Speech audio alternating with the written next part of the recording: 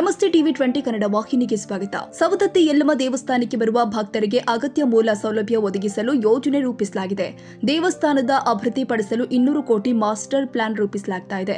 ತಿರುಪತಿ ಮಾದರಿಯಲ್ಲಿ ಭಕ್ತರು ದೇವಿಯ ದರ್ಶನ ಪಡೆಯಲು ಕ್ಯೂ ಲೈನ್, ಭಕ್ತಾದಿಗಳು ಸ್ವತಃ ಅಡುಗೆ ಮಾಡಿಕೊಳ್ಳುವುದರಿಂದ ಅಲ್ಲಿ 500 ಚಿಕ್ಕ ಹೊರವಲಯದ ಅಡುಗೆ ಮನೆಗಳನ್ನ ಮತ್ತು ಶೌಚಾಲಯಗಳನ್ನ ನಿರ್ಮಿಸಲಾಗಿದೆ. ಸವದತ್ತಿ ಯಲ್ಲಮ್ಮ ಗುಡ್ಡಕ್ಕೆ ರೋಪ್ ವೇ ನಿರ್ಮಾಣ ಮಾಡಲು ಪ್ರಸ್ತಾಪಿಸಲಾಗಿದೆ. यल्लम्मा मंदिर में सभी सुविधाएं उपलब्ध कराने के लिए कदम उठाए गए हैं. मंदिर क्षेत्र के व्यापक विकास के लिए 200 करोड़ रुपए की लागत से मास्टर प्लान तैयार किया जा रहा है, जिसमें तिरुपति की तर्ज पर कतार परिसर बनाया जाएगा ताकि श्रद्धालुओं को देवी के दर्शन करने में सुविधा हो.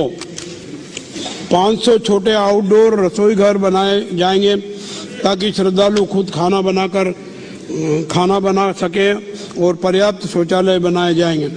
सवदत्ती यल्लम्मा पहाड़ी तक रोप वे बनाने का प्रस्ताव है. ಕನ್ನಡಿಗರ ಮೆಚ್ಚಿನ ನಿಮ್ಮ ಟಿವಿ 20 ಕನ್ನಡ ವಾಹಿನಿ ಇದೀಗ ಟಿವಿಯಲ್ಲಿ ಲಭ್ಯ. ಕರ್ನಾಟಕ ಮತ್ತು ದೇಶ ವಿದೇಶದ 360 ಡಿಗ್ರಿ ಸುದ್ದಿ ವಿವರವನ್ನ ಪಡೆಯುವುದಕ್ಕೆ ಟಿವಿ 20 ವಾಹಿನಿಯನ್ನು ಲೈಕ್ ಮಾಡಿ, ವಿಡಿಯೋಗಳನ್ನು ಶೇರ್ ಮಾಡಿ, ಕಮೆಂಟ್ ಮಾಡಿ, ಸಬ್ಸ್ಕ್ರೈಬ್ ಮಾಡಿ. HCN ಕೇಬಲ್ 842 ನಂಬರ್ನಲ್ಲಿ ಹುಕ್ಕೇರಿ ತಾಲೂಕು ಹಾಗೂ ಸಂಕೇಶ್ವರದ ಸುತ್ತಮುತ್ತಲಿನ ಹಳ್ಳಿಗಳಲ್ಲಿ ಲಭ್ಯ. PCN ಕೇಬಲ್ 129 ನಂಬರ್ನಲ್ಲಿ ಹಾರುಗೆರೆ ಸುತ್ತಮುತ್ತಲಿನ ಹಳ್ಳಿಗಳಲ್ಲಿ ಲಭ್ಯ. ರಾಯಬಾಗ್ ಡಿಜಿಟಲ್ ಚಾನೆಲ್ ಕೇಬಲ್ 80ನೇ ನಂಬರ್ನಲ್ಲಿ ರಾಯಬಾಗ ತಾಲೂಕಿನ ಸುತ್ತಮುತ್ತಲಿನ ಹಳ್ಳಿಗಳಲ್ಲಿ ಲಭ್ಯ.